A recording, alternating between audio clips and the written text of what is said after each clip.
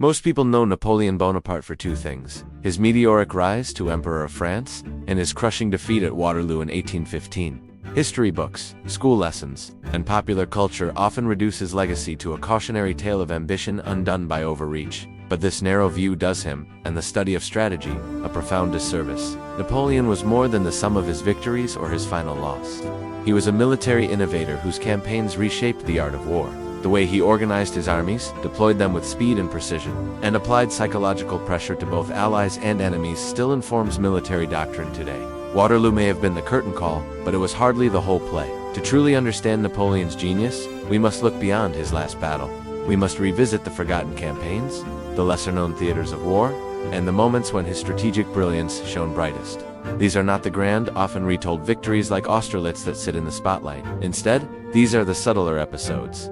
Campaigns in Italy, in Egypt, in the heart of Europe, where Napoleon demonstrated that his genius was not simply about winning battles, but about shaping entire wars, sometimes before the first cannon fired. In this journey, we will uncover the foundations of his art of war, beginning with a campaign that revealed to the world the emergence of a leader, unlike any other: the Italian campaign of 1796 to 1797. Here, a young general took an army that was ill-equipped, poorly fed, and lacking morale, and through maneuver, deception, and relentless energy, transformed it into a force that crushed seasoned opponents and altered the map of Europe. When Napoleon took command of the French army of Italy in March 1796, the appointment was not considered a prestigious one. France's military focus was elsewhere, primarily on the Rhine and in the north, where the main Austrian forces threatened French territory. Italy was seen as a secondary theater, a distraction.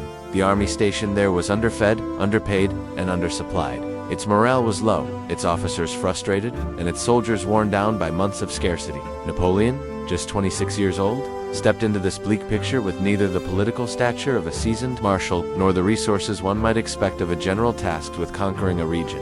But he possessed two advantages: an unshakable self-belief and a vision for how to turn disadvantages into opportunities. From the outset, Napoleon applied what would become one of his defining traits: speed. His strategic approach was rooted in movement, in striking before the enemy could coordinate its defenses. He saw that the Austrian and Piedmontese forces in northern Italy were poorly coordinated, separated by stretches of terrain that made communication slow.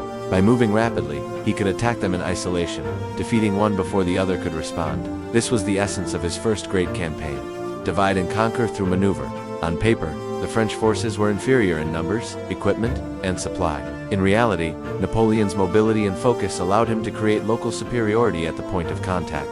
The Austrians and Piedmontese had more men overall, but rarely more at the decisive moment. His first significant action, the Montenotte campaign in April 1796, exemplified this. Napoleon attacked the Austrian right wing near Savona, driving a wedge between the Austrian and Sardinian armies. By doing so, he forced the Piedmontese to withdraw toward Turin, effectively knocking them out of the coalition after a series of rapid engagements. The Treaty of Paris followed, removing Sardinia from the war and giving France a stronger foothold in Italy. Yet what truly marked the campaign was Napoleon's use of psychological warfare, alongside maneuver. He issued proclamations to the Italian people, framing the French not as conquerors but as liberators from Austrian dominance. He targeted morale as much as logistics, spreading doubt among enemy ranks and building goodwill, or at least passive acceptance among civilians. Napoleon also innovated in how he sustained his army. Lacking secure supply lines from France, he requisitioned resources locally, sometimes forcibly, but often through agreements that leveraged his victories.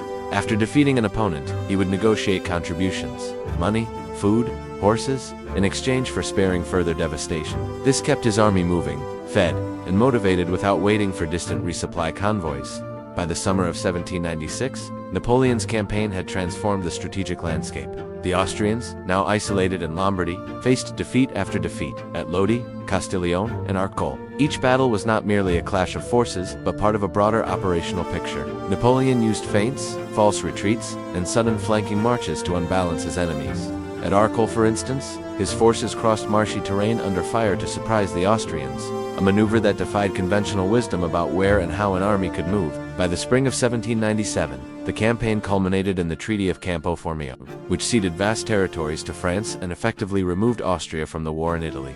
More importantly, it established Napoleon as a commander of continental significance. His ability to take a neglected theater of war and turn it into the centerpiece of French strategic success was a testament to the core principles that would define his career: speed, maneuver, deception, psychological impact, and relentless initiative. The Italian campaign was not just a prelude to greater fame. It was the proving ground where Napoleon's unconventional warfare matured. It was here that he learned to see the battlefield not as a fixed place, but as a shifting web of opportunities. Opportunities to be seized. Before the enemy could even recognize them,